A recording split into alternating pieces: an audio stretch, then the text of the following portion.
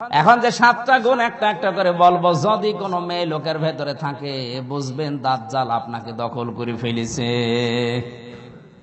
নাকি বলবো না? এটাই দরকার। 1 নম্বরে আল্লাহর নবী বলেন আন্নানা। আন্নানা মানে যে সমস্ত মেয়ে লোক শুধু বলে স্বামী তুমি যা খরচ করবা যা করবা সব আমার জন্য করো, আর কারো জন্য করার দরকার নেই। এরকম মেয়ে লোক দেশে নেই? স্বামীকে খরচও করায়, বলতেও বলে শুধু আমার জন্য করো, আমার জন্য। বাড়ি গাড়ি ব্যাংক ব্যালেন্স টাকা পয়সা যা উপায় করো সব খরচ করবা শুধু আমার জন্য। তোমার মা বাবা, তোমার ভাই বোন, তোমার আত্মীয় স্বজন সব ডিলিট। সব কি আমার জন্য করো, আমাকে দাও। এই গুণ হচ্ছে দাজ্জালের যে সমস্ত টার্গেট আছে এই মেয়েদের। এইরকম বউ যদি কারো ঘরে থাকে, ও কি মেয়ে লোক না দাজ্জালের জাল? দাজ্জালের জাল ওইটা। আপনি অবশ্যই টের পাচ্ছেন যে কার বাড়ি এরকম বউ আছে।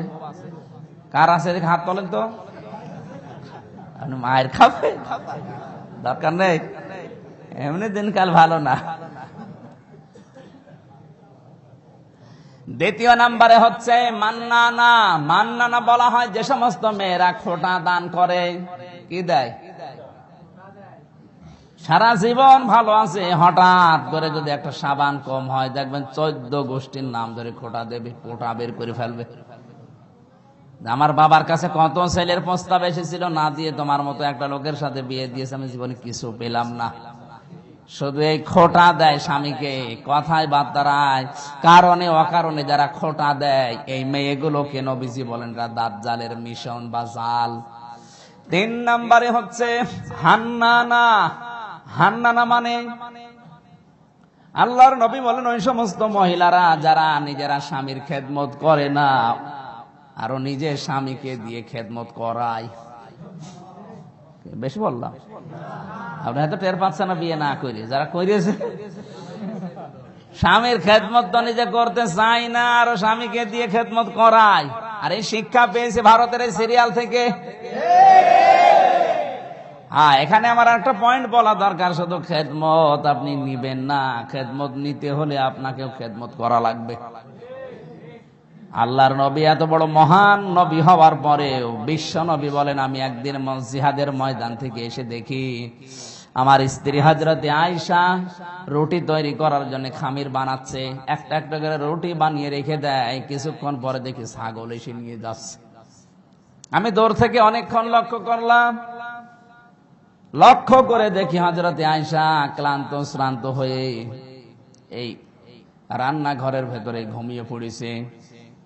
আমি নিজে আসলাম, বাকি আটাগুলো আমি আবার তৈরি করে খামির তৈরি করে রুটি তৈরি করলাম, গোশতগুলো আমি ভুনা করলাম। এবার আমি নিজেই খেয়ে ফেলতে পারতাম, কারণ আমি জিহাদের ময়দান থেকে ক্ষুধার্ত অবস্থায় আসলাম। কিন্তু না, আমার স্ত্রীকে এবার মাথায় হাত দিয়ে ডাক দিলাম। হযরতে আয়েশা যদিও ছোট ছিলেন কিন্তু বিচক্ষণ ছিলেন। ওঠার পরে দেখলেন রান্না বান্না কমপ্লিট। মনে মনে ভাবলেন না আমি তো বানাইনি, কারণ আমার রুটি সব ছাগলে খেয়েছে। এগুলো বানালো কি? অবশ্যই আমার স্বামী মুহাম্মদুর রাসূলুল্লাহ বানিয়েছে। আমরা হলে কিন্তু কষ্ট করে যদি বানাতামই বলতাম ঘুমাচ্ছে ঘুমাক, আগে শেষ করি। আল্লাহর নবী নিজে স্ত্রীকে এবার ডাক দিয়ে তোলার পরে বললেন, স্ত্রী কোনো ভয় নেই, কোনো চিন্তা নেই, টেনশন নেই। যেগুলো বানিয়েছিলে তুমি হয়তো ক্লান্ত, খেয়ে গেছে ছাগলে, তাতে কি, এই যে আমি নিজে বানিয়েছি, এবার খাওয়া আরম্ভ করো। হযরতে আয়েশা বুকের ভেতরে মাথা দিলেন। বিশ্ব নবী বললেন, আয়েশা লজ্জা পেও না, কারণ আমি তোমার স্বামী। আপনি জীবনে কিছু করবেন না, খালি পানি আনো, এ আনো, সে আনো। খেদমত পেতে হলে অন্তত কিছু না কিছু করা লাগবে। এত বড় মহান নবী যার নাম বললাম, তিনি রাষ্ট্রীয় দায়িত্ব পালন করার পরে বাড়িতে যখন আসতেন হযরতে আয়েশাকে বলতেন, ছুরিটা আমার হাতে দাও, তোমার তরকারিগুলো আমি নবী নিজে কর্তন করে দেই। এত বড় পাওয়ারফুল নবী যদি নিজের স্ত্রীকে দরকার কোটে দিয়ে সাহায্য করতে পারে, খেদমত করে দিতে পারে, তে আমাদের কি হয়েছে বলেন? এই জন্য শুধু হান্নানা শুনে অনেকে আনন্দ পেয়েছে। হ্যাঁ, স্বামীর খেদমত করে না, স্বামীর খেদমত নেবে তো, কারণ আপনি তো জীবনে খেদমত কোনোদিন করেননি। 4 নম্বরে পেয়েছি কান্নানা। কান্নানা মানে অহংকারী। কান্নানা মানে মাঝে মাঝে বলে তুমি আমারে চেনো, তুমি আমারে চেনো, আমি চেয়ারম্যানের মেয়ে। কার মেয়ে? এই যে কান্নানা মানে অহংকারী। যে সমস্ত মেয়ে লোক, সম্মানিতা মা বোনেরা, স্বামীর সাথে যারা অহংকার করেন, স্বামীকে যারা ভয় দেখান, মাঝে মাঝেই মা বাবা এমনকি তার ভাইয়ের কথা বলে তাকে মাঝে মাঝেই ভয় দেখান যে চেনো আমার ভাই কিন্তু রানা মস্তান।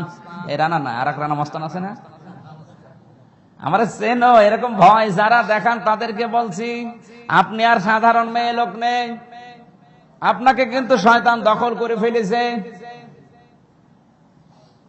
আপনারও স্বামী আছে, হযরতে ফাতেমাতুজ জাহরারও স্বামী ছিল। তার স্বামীর সম্মান তিনি এমন ভাবে রক্ষা করেছেন। আমি ফাতেমার জীবনী পড়ে যেটা পেয়েছি, আল্লাহ তাকে জান্নাত দিয়েছে 2টা কারণে।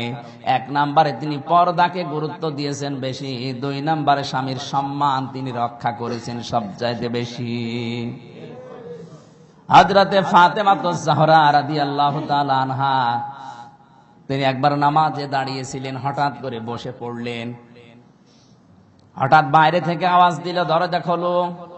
দরজা খুলবে এমন অবস্থায়, বাবা একটু দাঁড়ান, আপনার কণ্ঠের আওয়াজ শুনে আমি বুঝেছি। তিনি বাইরে থেকে একটু দেরি করে আসলেন, দরজা খুললেন। নবীজি ডাক দিয়ে বললেন, আমার মেয়ে এত দেরি করলে কেন? তোমার শরীরের অবস্থা। হযরতে ফাতেমা দরজার যে পোশাক ছিল, তার মানে যে পর্দা, ওটা নিজের শরীরে জড়িয়ে বললেন, বাবা আর ভেতরে আসবেন না। কেন? কারণ যে পোশাক আমি পরে আছি, ওই পোশাক পর্যন্ত আপনার সামনে যাওয়ার পরিবেশ আমার নেই।